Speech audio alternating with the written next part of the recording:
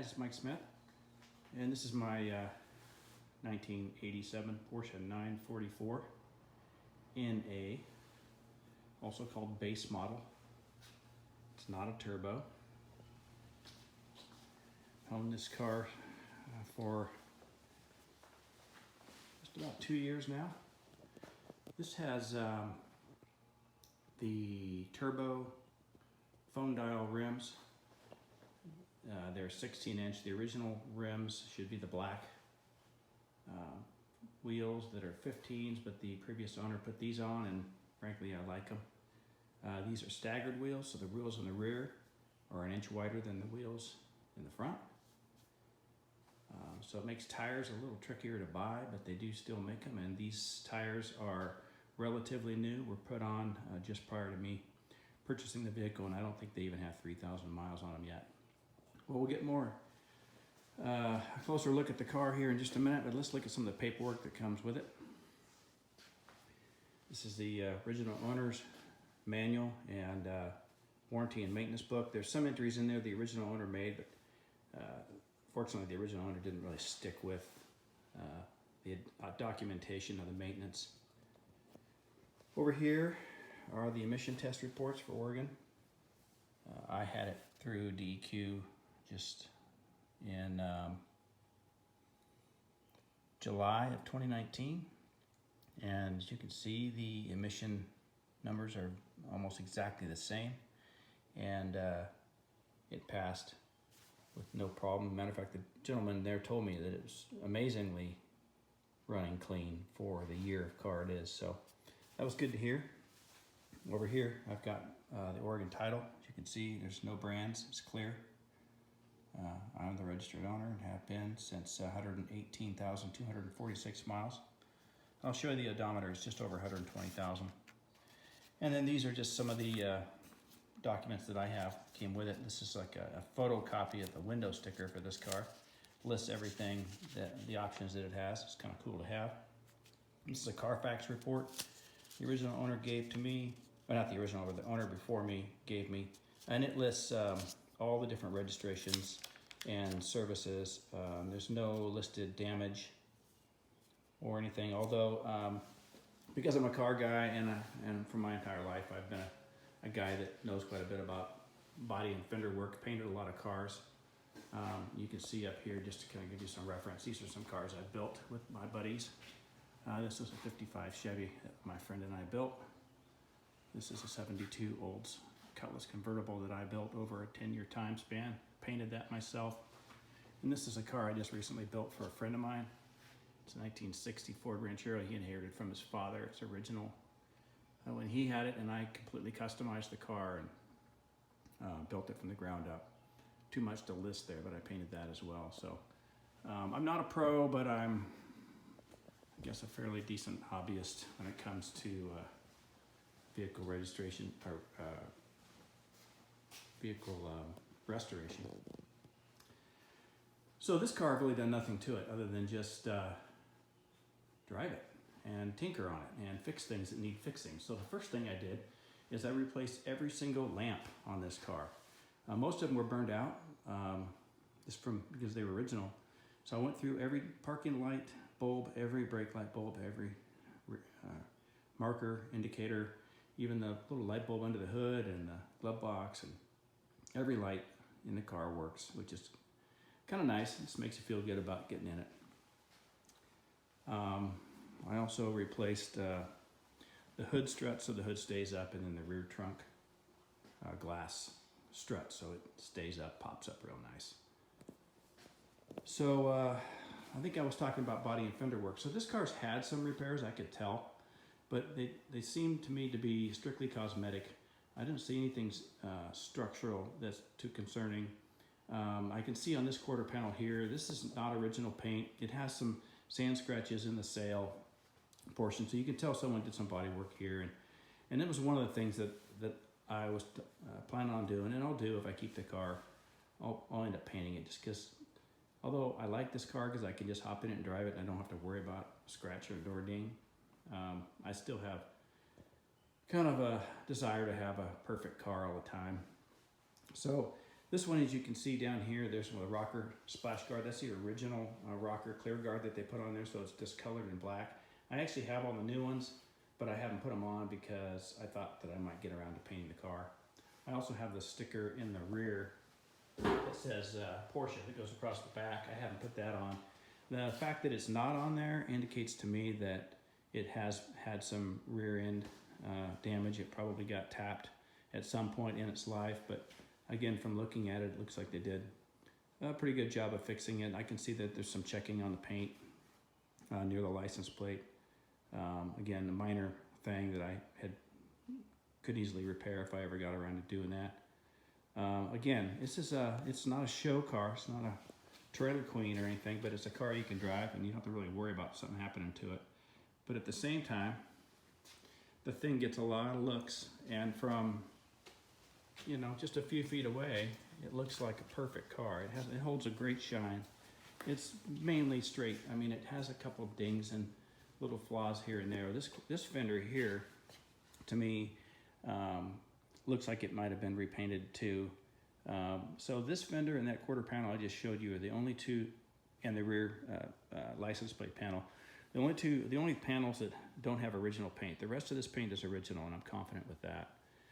This fender has a couple little dings here and there. Somebody probably closed a tool on it or something. And the front spoiler has its traditional little scuffs from scuffing curbs and stuff. The driving lights work on this car, and those are part of the lamps I replaced.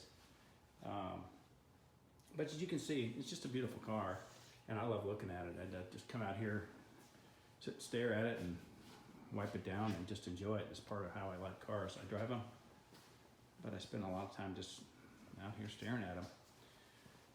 So another great thing about this car is the doors just open and shut fantastic. They just feel like new. I used to own a Volkswagen Scirocco when I was a kid. It reminds me of that car. The way the doors feel on these German cars is fantastic. As you can see, the door panels are in perfect condition. I've had this door panel off one time to tighten up the screws on the window regulator.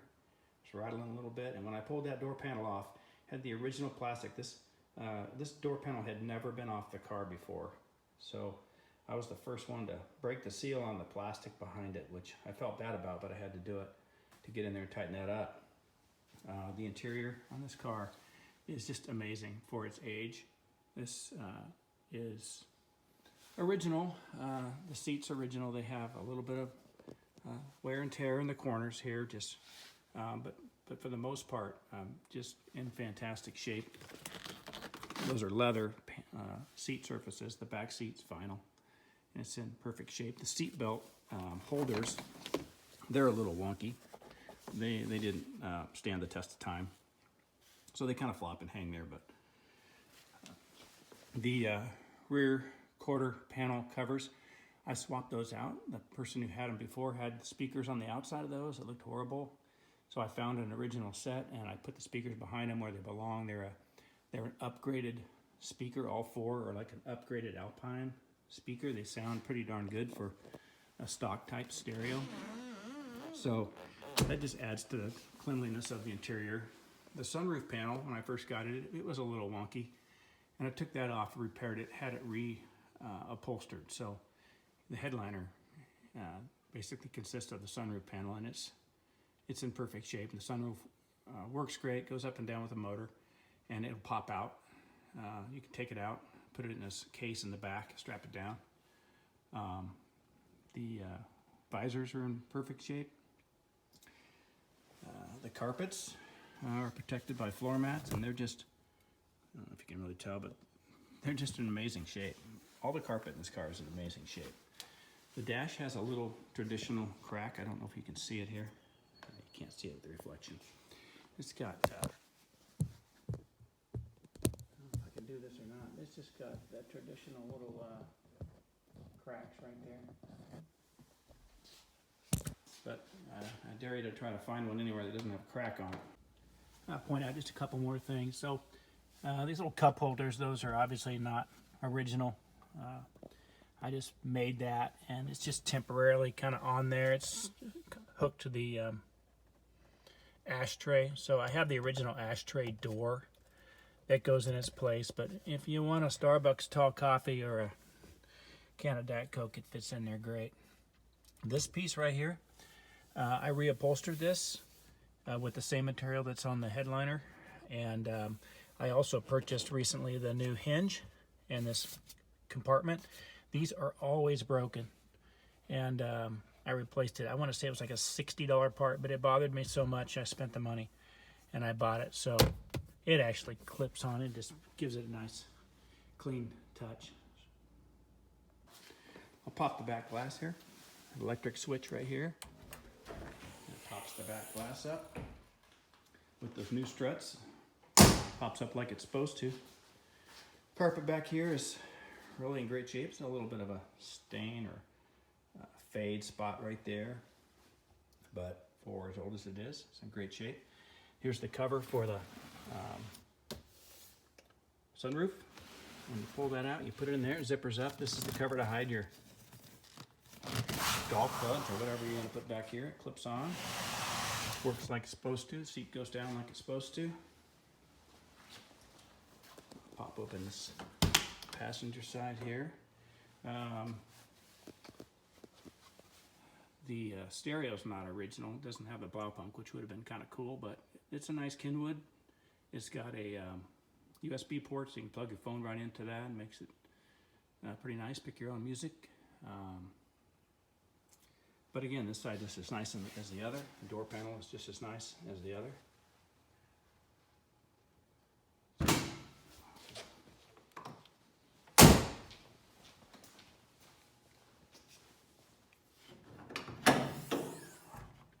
Okay, so under the hood here, start with the bottom side of the hood. It has this foam insulation. It's just kind of ugly, but it's original. And one thing that I'll do if I keep the car will be clean that up and replace those, just because I want a cleaner look in here. The battery is brand new. Just put that in a couple weeks ago. And the battery box on these, traditionally they get to be a point of leak. There's a sealer in there, and that gets compromised, and eventually it'll drip into the floor interior section. So when I bought the car and I took the battery out, I noticed they had some silicone in there, which is not the right stuff to use. So I pulled all that out, cleaned it all out, prepped the whole area, and I shot some paint. I used a professional seam sealer down in there, and I shot some paint down in there to color it back up. It looks like it's supposed to, like original, and it's good to go for another 30 years. The plastic cover back here, you can't find those anymore. I actually had to buy that one for a turbo. It's very close to the original, but not exactly. But the only people would know or care are the purist. But it works, and it's clean, it looks nice. That's where the fuses are and the relays and stuff. The interior, or the engine compartment is just really nice, very clean. It was clean when I bought it, so whoever had this car did a good job of keeping it up. I've just kept it clean. It's very well, it doesn't have any aftermarket goofy stuff on here. It's just really a stock engine compartment. These spark plug wires are some kind of aftermarket wire. I actually bought a set because I was going to replace them, and I wanted to fix them up so they fit into the regular holders, just to kind of more of a clean look. Haven't got around to that yet. I just put the new squirter motor on here. This old one was seized up, ordered that, popped it on. Now the squirters work. So that was like the last thing that didn't work, other than the air conditioning. This car has air conditioning, but it just needs to be charged, but it still has the old style air conditioning refrigerant, so it just needs to be updated, and it's just another project for somebody. Not a complicated thing to do. The dryer's down there. Just need to swap that dryer out, have it flushed and replaced with the modern refrigerant. So yeah, it's super clean in here. And I guess if you have any questions, you call me up. But, it's been a fantastic car, and my intention is just to drive it. I'll shoot another video of us going down the road in it.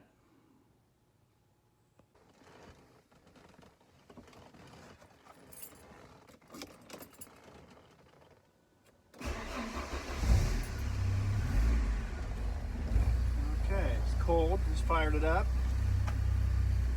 As far as the instrumentation, all the instruments work. The only instrument light that comes on and stays on from time to time is this brake pad indicator. If you do any research on it at all, everyone's has the same problem. That light comes on. I rebuilt the entire brake system on this car. All new e-brake, all new rotors, all new pads, all new sensors, all that stuff. And this light comes on intermittently. So sometimes it comes on nice and bright like that. Sometimes it comes on dim. Sometimes it doesn't come on at all. It's about probably, I don't know, 25% of the time it doesn't come on. So I don't worry about it anymore. I haven't researched exactly what it's going to take to fix that, but I know the brakes are brand new, so it doesn't really matter. Recently replaced the exhaust hanger on this thing, made it much smoother. Probably could use a set of motor mounts at some point. That's pretty typical maintenance at this mileage point. So it's not really vibrating, but it just probably something wouldn't be a bad idea. Idling at a very smooth 1,000 RPMs right now. When it warms up, it'll drop down to about 950. It's going. Okay. All right, let's go for a drive.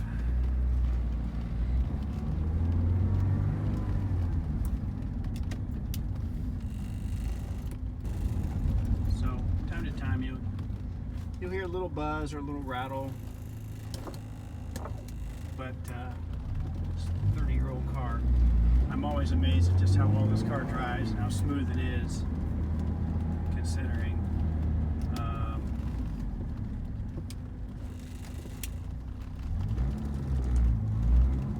The gears on this, they shift really smooth. When it's cold, you'll feel a little bit harder shift, but when the fluid in the transfer case gets warmed up, it gets really smooth and it shifts like a new car. It's just amazing. Another sound you'll notice by driving the car, you may not hear it on the video, but it's a little bit of an air whooshing sound coming from the front window. Probably, I think this is an aftermarket front glass, and when it was replaced, I don't think they did a good job of putting the seal in, so that's something I thought about doing, is having the glass pulled out, having the seal redone. It's a bit of a stiff ride. These shocks the rear shocks on this is brand new. The struts in the front, I think they're original. But I think this. I actually drove one of these in 1988, and I remember the car being pretty bouncy and stiff, even brand new. A friend of mine had one back then, and I was pretty excited about driving it because this is the car I always wanted when I was a kid, could never have. So that's my only reference of what a new one would feel like, and that was just obviously a few years back.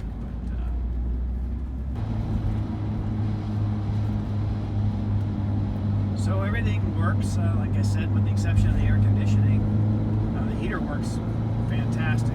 The car heats up quick. It'll cook you right out of the car. Electric windows work. Electric sunroof works. Electric locks work. It has cruise control. I've used it once. It worked, but I don't feel that comfortable using a 30-year-old cruise control. So I don't really need cruise control. Temperature gauge, oil temperature, battery, fuel gauge all work. Fuel gauge I don't think is 100% accurate. I fill it up and it still shows about 3/4. So it seems like it's probably just a little bit off. The brakes on this car, like I mentioned, the brakes are rebuilt and they work great. This thing stops fantastic.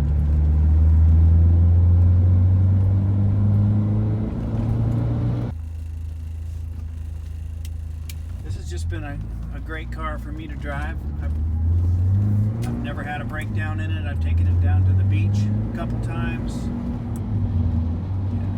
I trust it. I think I consider it a reliable car. It doesn't have any quirky problems that I have to worry about. It doesn't leak any oil or any other fluids. I once did have a power steering reservoir fluid leak, and at the time I replaced that. I went ahead and replaced a couple of the hoses. So all but one of the power steering system hoses is brand new on this car.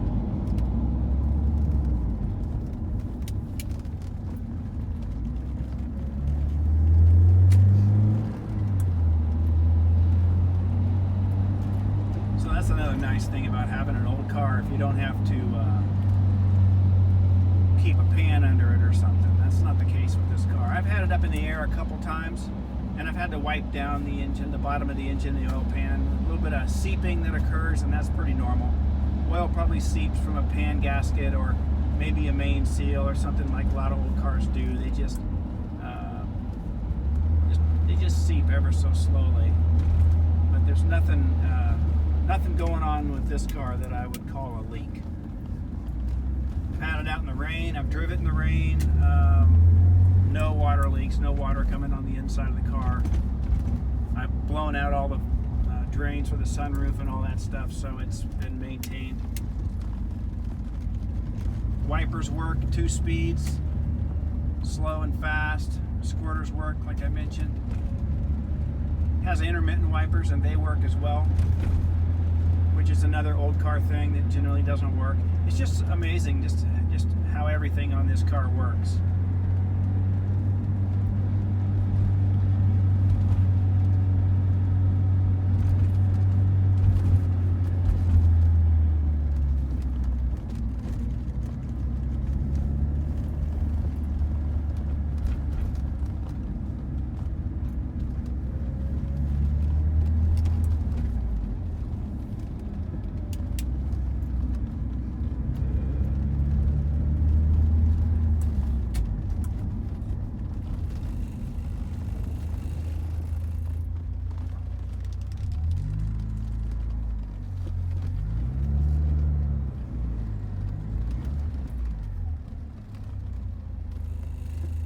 Here we are, another successful trip in the 87 944.